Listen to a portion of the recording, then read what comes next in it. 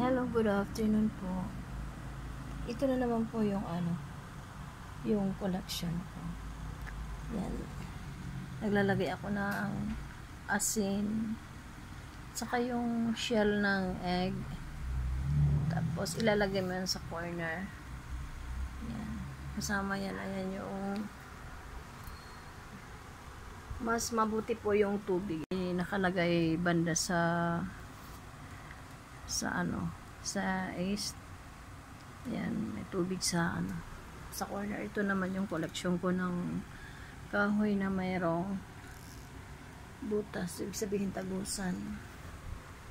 Yan naman yung mga gold galing sa Davao de Oro.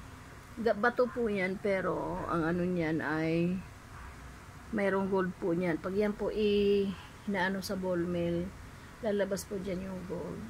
Yung mga collection ko ng mga coins. At ito naman, isa sa mga collection ko. Ito na ako napapunta sa isang lugar. Nakuha ko po ito. Ito po.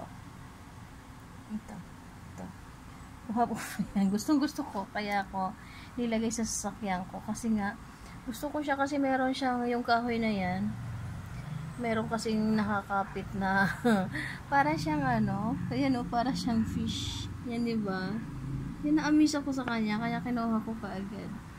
Gusto ko kasi yung mga ganyan, yung mga amazing na mga yan. Tapos inaano ko yan sila, pinapausukan ko yan sila araw-araw ng insenso. Mahilig kasi ako mag-collect ng kung ano-ano. Basta't may nagustuhan ako sa isang lugar, kukunin ko agad yan, like yung mga stones. Pero hindi po lahat ang susinado, hindi dinadampo. Siyempre yung mga tinatawag na mutya. Kasi nga ako mahilig collect ng mga mutya. So pag ako napunta sa isang lugar, ako po talaga magbibit-bit. Ayan amazing talaga siya. Isa po siyang kahoy lang. Ayan kahoy lang po yan. Yan magkadikit yan sila. So, doon ako na-amaze kasi ito po para siyang paa. Yan. Tapos magkadikit. Pero kahoy po yan, hindi po yung ginagawang tao. Pero kung titingnan nyo po na maigi, ayan po. Para siyang fish. Ayan. Love na love ko po yan. Araw-araw ko yan nilalagay, pinapausukan ng insenso at saka kamangyan. Nag-offer po din po ako dyan ng prayer. Ayan, meron pa nga tawag dyan, garlic. Ayan. Dapat po kasi naglalagay tayo ng mga garlic sa mga natin, corner ng ating bahay.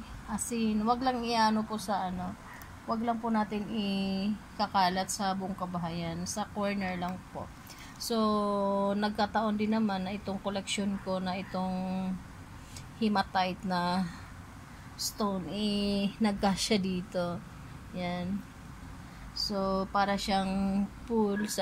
Ito naman po para siyang falls.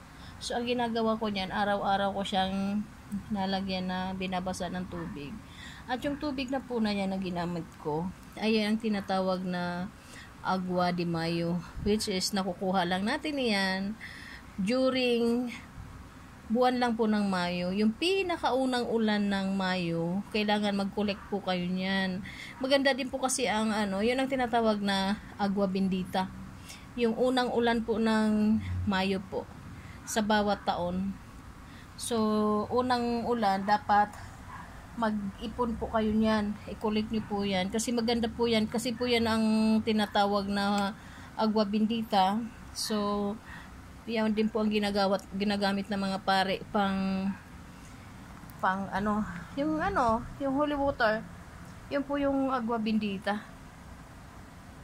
So, yan po. Ako po kasi napakahilig ko talaga mag-collect ng mga ganyan. So, hindi talaga ako mapipigilan pag ako binitbit mo sa isang lugar. Ipagkain at saka pagkain at saka ganito, di syempre doon ako talaga unahin ko talaga mag-collect bago kumain.